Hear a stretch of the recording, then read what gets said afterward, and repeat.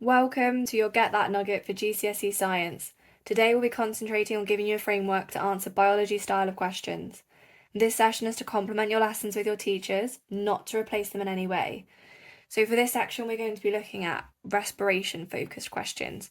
Now they often come in linked with other things and you have to identify that respiration is what you need to talk about, which can be quite difficult, but we'll make it easier today. So I've got 3 questions here for you and then 3 questions for you to have a go at the end. So the first question I've got here links to the nugget that we have just done on transport. So nitrate ions are absorbed much faster in the presence of oxygen. What does this suggest? Now, again, we are talking about oxygen. If we're talking about oxygen, we are nearly always talking about respiration. What does respiration give us? Respiration gives us energy. And which of the 3 transports needed energy? And that was active transport, AT, like so. So nitrate ions are absorbed much faster. So that is all done much quicker in the presence of oxygen. What does this suggest? So this suggests then that this suggests they use active transport as this requires energy from respiration from the oxygen. Ta-da, just like that. Now I know I've probably made that seem quite simple, but it's not always that simple. But just really when you look at something, when you look at a question and you're really not sure, well, nitrate ions are absorbed much faster. So we're looking at transport, we're looking at movement. Straight away then we know we've got the 3 types of transport, like that. Now it's saying it happens much, much faster in the presence of oxygen. What does this suggest? Well, it doesn't suggest that, oxygen, our nitrate needs oxygen. We have to make that link. Oxygen, respiration, energy. Energy, the one transport that needed energy was the active one, active transport. And that is that. Simplified right the way down from what can be quite a complicated question. 2. Now, obviously, if we're going to talk about respiration and energy, we're often going to be thinking about the good old heart that pumps all of the lovely stuff in our blood around our body for this to happen. So, why do survivors of heart attacks get out of breath more easily after? So, someone had a heart attack, they've survived, but they get more easily out of breath. Well, if we're getting out of breath, what are we trying, if we're walking along and just walking's making us heavy breathe, why are we heavy breathing? Well, we are heavy breathing to get more oxygen in. Why do we need to get more oxygen in? Because we need to do that process of respiration. Why do we need to do the process of respiration? Because it gives us energy. Why do we need energy? Well, because without it, we're dead. And that links those again really nice and simply through just trying to think, well, what if this? And then this means this, and this means this. So this is great, but we're still not quite answering the question, why do survivors of heart attacks get out of breath more easily? Well, if you've had a heart attack, what's happened to your poor heart? Well, your heart is damaged. If I've got a damaged heart, then my heart isn't going to be beating as it should. If my heart's not beating as it should, then I'm getting less blood around my body. And if I'm getting less blood around my body, why is that going to be an issue? Well, everything's carried in the blood, isn't it? Everything important is carried in the blood. So that carries the oxygen. So I'm going to do is O2 here. So if my heart is damaged, I'm going to get less blood going around my body, which means I've got less oxygen. And obviously I need oxygen for respiration. And if I'm not doing enough respiration, I'm not getting much energy. So how does my body compensate? Well, it breathes more. is, when you go for a run, when you up the pace and you've got to really start thinking about your breathing and getting more oxygen in, that's because your heart can't quite handle getting the oxygen around quick enough for how fast you are consuming it. And when I mean consuming it, I mean using it in respiration. So now let's link all of this into a question. So we're going to start with the heart being damaged. So, because that is the first thing that happens here, isn't it? In the chain of events. Heart damaged. So less blood around body.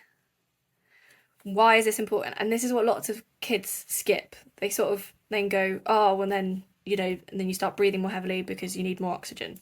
Don't forget, less blood around body means less oxygen around body for respiration. And always try and link it to respiration because it will get you marks. So less oxygen around body for respiration. And therefore, and you'll notice I'm linking these but also doing them as bullet points, which is absolutely fine in your exam. Therefore, I don't know, so body, therefore body breathes more. Therefore, body needs to breathe more. So, get out of breath. And that way, I've managed to link it all. The heart is damaged, so we're getting less blood around the body. Less blood around the body means less oxygen for respiration. So therefore, we get out of breath more easily because we need to breathe more. Now, it sounds really weird, and I got some very bad English at the bottom, but luckily I don't get marked on that. I get marked on my science knowledge, and my science knowledge is all in there, all linked. And it leads us on really nicely to the next one, which is also a really common question. And it is, how does CHD cause heart attacks? Now, don't worry if you don't know what CHD will. They'll always give you the full one in the exam, and it is coronary heart disease. Now, coronary heart disease is when you've got your lovely arteries like so, and they've got a build-up of fatty material. Now, again, I often see these come with some little diagrams, or it might be that a question before has helped lead you into this one. So, how does coronary heart disease cause heart attacks? Right, let's think about this. Coronary heart disease is a build-up of fatty deposits in the arteries. If I've got this fatty deposit in my artery, what am I going to struggle to do? Well, I'm going to get less blood flow. And if I've got less blood flow, what's in the blood that's important? Lots of things, but we're going to go with oxygen. Less blood flow, so less O2 for oxygen. If I've got less O2, what's my big issue? Well, I need oxygen for respiration, so we've now got less respiration. If I've got less respiration, then I'm not going to get as much energy, so I've got less energy. And oh no, if I'm not getting enough, my heart can have a heart attack and become damaged, and that can lead to me getting out of breath more easily. So let's now link this train of thought into a question, and I'm going to keep it as bullet points again because I think for me it lays it out really nicely. So how does it cause heart attacks? So we've got a build-up of fatty material, which now means I've got a restricted artery. These are sort of added in points. Most of them would start here, but it adds in so you can really see the link between the process of what I was doing. So you've got the build-up of fatty material, I've got a restricted artery.